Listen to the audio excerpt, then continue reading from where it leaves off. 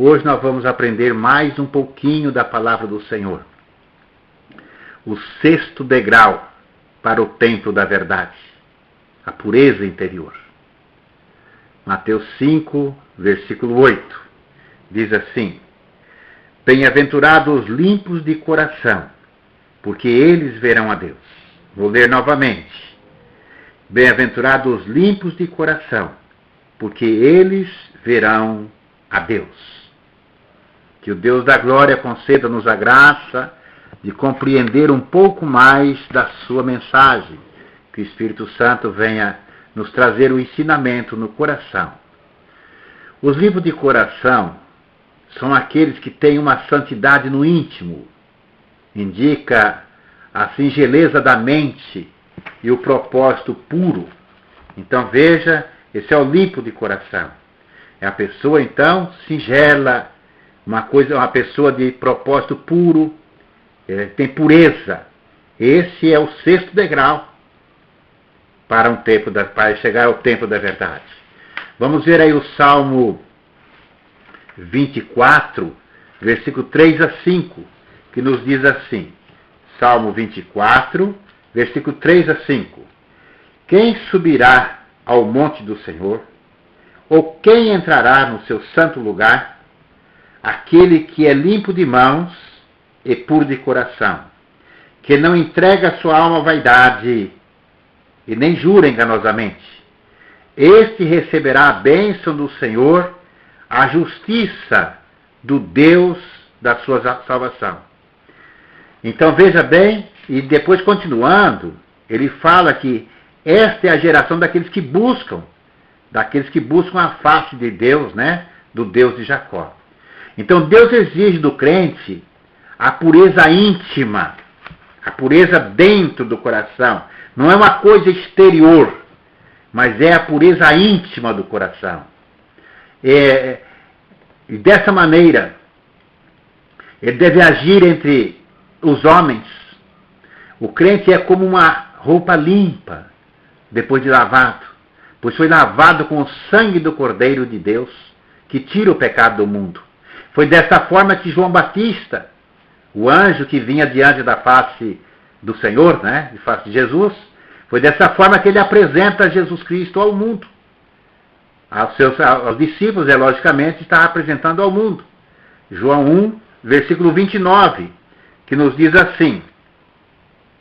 E no dia seguinte, João viu a Jesus que vinha para ele e disse: Eis o Cordeiro de Deus que tira o pecado do mundo. Então, se a pessoa é lavada com esse sangue, não pode viver na prática do pecado, pois é puro. Ele se torna santo porque é separado do mundo de pecado e separado para Deus. Então, assim, da mesma forma que o trigo é separado da palha, né? É um soldado de primeira linha, que não se envergonha do exército, não é covarde, nem diante da própria morte. Também não é descontente com a batalha, não vive reclamando, não tem mancha, não é adulterado com as mazelas mundanas, não é corrupto, também não é corruptor. Por outro lado, também nunca se acha puro, e nem desfruta do seu prestígio, e não fica inchado por causa da sua generosidade. Vamos ler lá em Provérbios, capítulo 3, versículo 7 a 8. Provérbios, capítulo 3, versículo 7 a 8, que nos diz assim,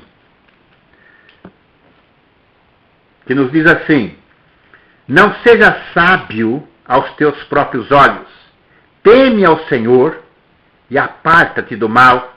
Isto será remédio para o teu umbigo e medula para os teus ossos. Então veja bem, não seja sábio aos seus próprios olhos. Então ele não fique inchado com a sua sabedoria, achando que ele é melhor do que os outros. Ele é puro de coração. Nós vemos essa postura também, nós vemos recomendado em Romanos capítulo 12, versículo 16. Romanos 12, versículo 16, que nos diz assim: Sede unânimes entre vós, não ambicioneis coisas altas, mas acomodai-vos com as humildes. não sejais sábios em vós mesmos. Tem pessoas que vivem aí se ladeando, né? Hoje é muito comum falar, Deus falou comigo, Deus conversou comigo, Deus mandou fazer assim, Deus mandou fazer assim, Deus falou. E fica dando recado. Será que Deus conversou mesmo com ele? Ou é somente o seu coração inchado de presunção? Então veja também a postura em Isaías, onde recomenda também Isaías 5, versículo 21, que nos diz assim: ai dos que são sábios aos seus próprios olhos e prudentes diante de si mesmo. Então veja bem, não é ser sábio aos seus próprios olhos, mas é o próximo que tem que ver a sua sabedoria. É Deus que tem que ver se você está sendo puro e reto na sua sabedoria. Tais pessoas rejeitam a instrução divina dada pelo profeta. Então veja bem, são pessoas que vivem enganando. O próprio Platão, né, ele dizia que ao mundo, o interessante não é ser, mas é parecer ser. Agora, para Deus, a pessoa tem que ser. Não é a filosofia do mundo, é a filosofia de Deus. É ser puro de coração, limpo, é a pureza interior. Quem rejeita a instrução divina não tem o temor do Senhor. Por isso não é e nem pode ser puro. Uma pessoa que vive atrás de aplausos, que gosta de ser visto como herói da fé, melhor do que os outros, nunca será um mártir. Cuidado com a vanglória, pois o ministro de Deus, por mais sincero que seja, não está livre do perigo de sentir-se satisfeito de si mesmo, por haver pregado às vezes um bom sermão. Isso é tentação diabólica, que faz perder a pureza interior. Ao invés de gloriar a Deus, gloria-se a si mesmo. Esta bem-aventurança requer vigilância e autoexame. Uma pergunta sempre se faz necessária: que atitude guia as nossas ações? O que é que está guiando as minhas ações? O que desejo servir? Ou desejo receber a retribuição? Será que o que eu estou procurando? Servir ou ser retribuído?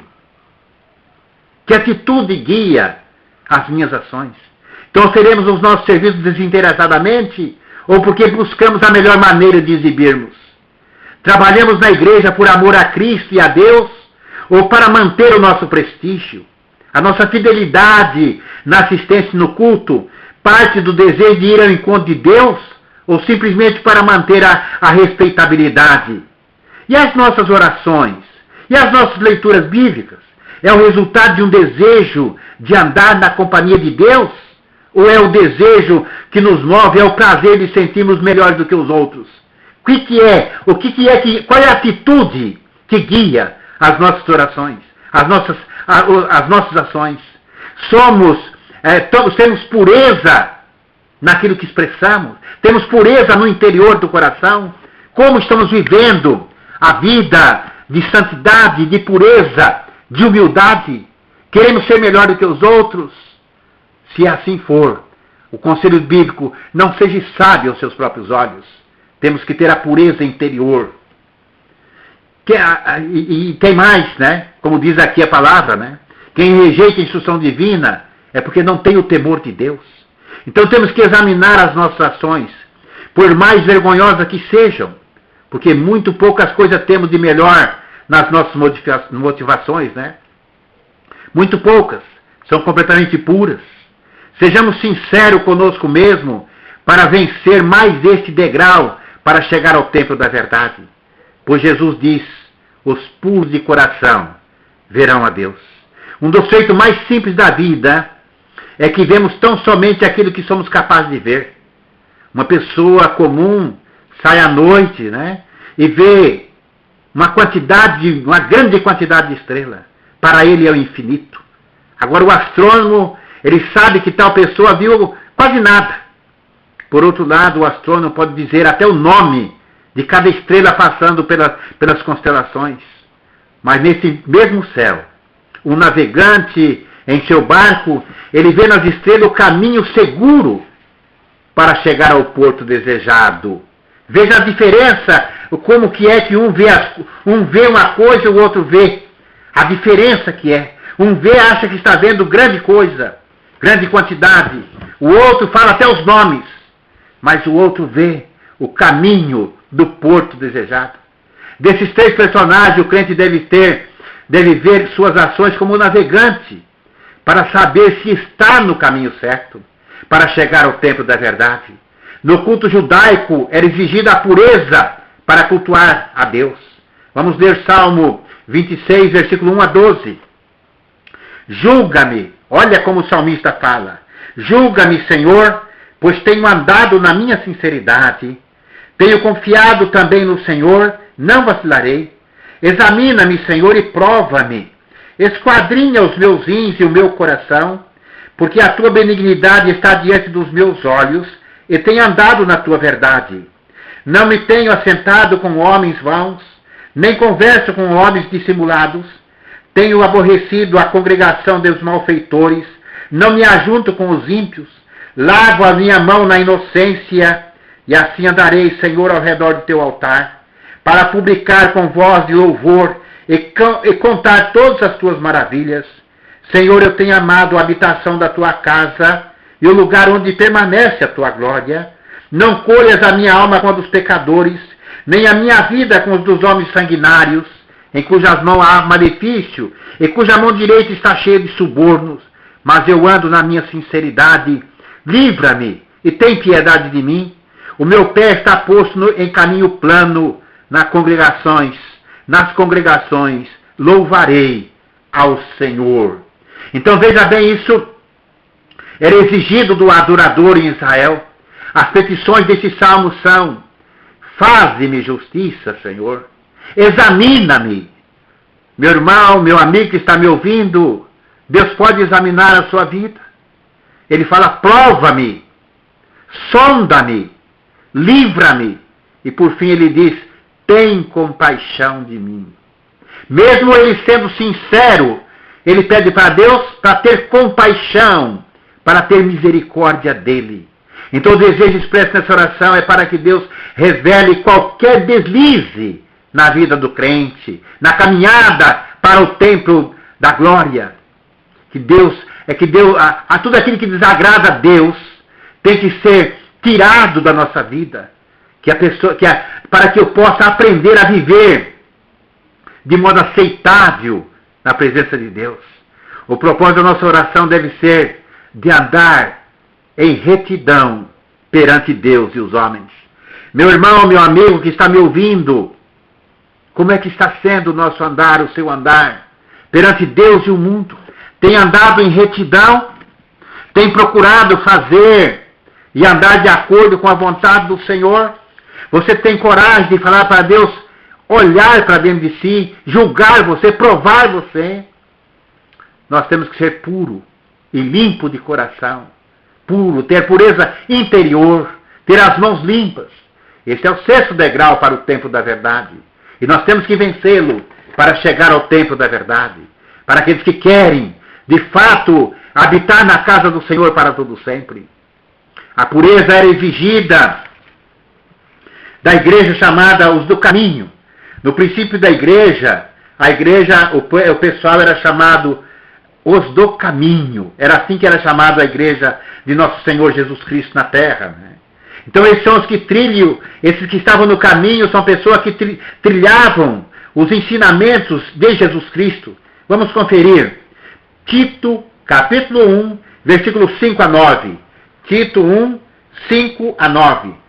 Por esta causa te deixei em Creta, para que pusessem em boa ordem as coisas que ainda restam, e de cidade em cidade estabelecesse presbítero, como te mandei, aquele que for irrepreensível, marido de uma só mulher, que tenha filhos fiéis, que não possam ser acusados de dissolução e nem são desobedientes, porque convém que o bispo seja irrepreensível, como dispenseiro da casa de Deus, não soberbos, não iracundo, nem dado ao vinho, nem espancador, nem cobiçoso de torpe ganância, mas dado à hospitalidade, amigo do bem, moderado, justo, santo, temperante, retendo firme e fiel a palavra, que é conforme a doutrina, para que seja poderoso tanto para admoestar com a sã doutrina, como para convencer os contradizentes. Eu fico olhando para essa postura hoje de pastores. Quantos pastores, nossos pastores, né? Abandonam a sua esposa. Aqui nessa passagem fala que a pessoa não podia nem casar com outra, nem que ele ficasse viúvo. É marido de uma só mulher, não é uma de cada vez. Veja onde está o nosso cristianismo hoje. E ainda se fala tanto em poder. Será que estamos mesmo cheios de poder ou cheio de vanglória? O que é que temos na nossa igreja, no nosso cristianismo de hoje?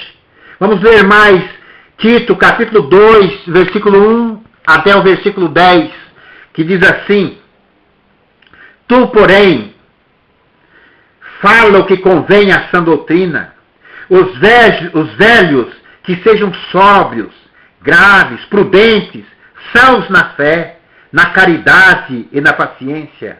As mulheres idosas, semelhantemente, que sejam sérias no seu viver, como convém às santas, não caluniadoras, não dadas ao muito vinho, mestras do bem, para que ensinem as mulheres novas a serem prudentes, a amarem seus maridos e amarem os seus filhos, a serem moderadas, castas, boas donas de casa, sujeitas aos seus maridos, a fim de que a palavra de Deus não seja blasfemada. Exorta semelhantemente os mancebos, os jovens, para que sejam moderados. Em tudo que dá, por exemplo, de boas obras, na doutrina mostra incorrupção, gravidade e sinceridade, linguagem sã e irrepreensível, para que o adversário se envergonhe, não tendo nenhum mal de dizer de nós. Exorta o servo para que se sujeitem aos seus senhores e em tudo agradem, não contradizendo, não defraudando, antes mostrando toda a boa lealdade, para que em tudo seja ornamento da doutrina de Deus, nosso Salvador. Eu fico pensando aqui, principalmente na linguagem, né, que fala aqui, linguagem irrepreensível. Como eu vejo hoje a linguagem, a gente passa na rua e às vezes escuta cada palavrão, às vezes de senhoras idosas, palavras mal faladas, palavras nojentas. Está completamente contrário à sã doutrina, contrário aos ensinamentos da palavra de Deus. Que cristianismo nós estamos vivendo? Como fazer para chegar ao tempo da verdade? Como fazer? Olha, a pureza interior é exigida. Bem-aventurados os puros, os limpos de coração, porque verão a Deus. Então, para ser sadio na fé, tinham que ser instruídos com o ensino verdadeiro para apresentar-se como modelo para os outros e ser sempre sincero, pois o crente é uma joia de grande valor. Com o bom comportamento do cristão, faz aparecer ao mundo a beleza do Evangelho. Por isso se faz necessário limpo de coração, ser uma pessoa sensata, prudente, ponderada consigo mesmo, e para com o próximo ser justa, e para com Deus deve ser piedosa, isto é, ter amor, respeito para com as coisas religiosas. Efésios capítulo 5, versículo 27. Para apresentar-se a si mesmo, igreja gloriosa, sem mácula, nem ruga, nem coisa semelhante, mas santa e irrepreensível. Que o Deus da glória tenha misericórdia de nós e que nós possamos viver a vida e procurar a vida de pureza de coração e limpos de mão, porque isso é exigido. É o 6º degrau para o templo da verdade. Vamos fazer juntos agora. Se você puder, feche os seus olhos. Vamos fazer a oração que Jesus Cristo mandou que nós fizéssemos. Pai nosso que estás nos céus, santificado seja o teu nome. Venha o teu reino, seja feita a tua vontade, assim na terra como no céu. O pão nosso de cada dia nos dá hoje. Perdoa-nos as nossas dívidas, assim como nós perdoamos aos nossos devedores. E não nos deixes cair em tentação, mas livra-nos do mal, porque teu é o reino, o poder e a glória para sempre. Amém.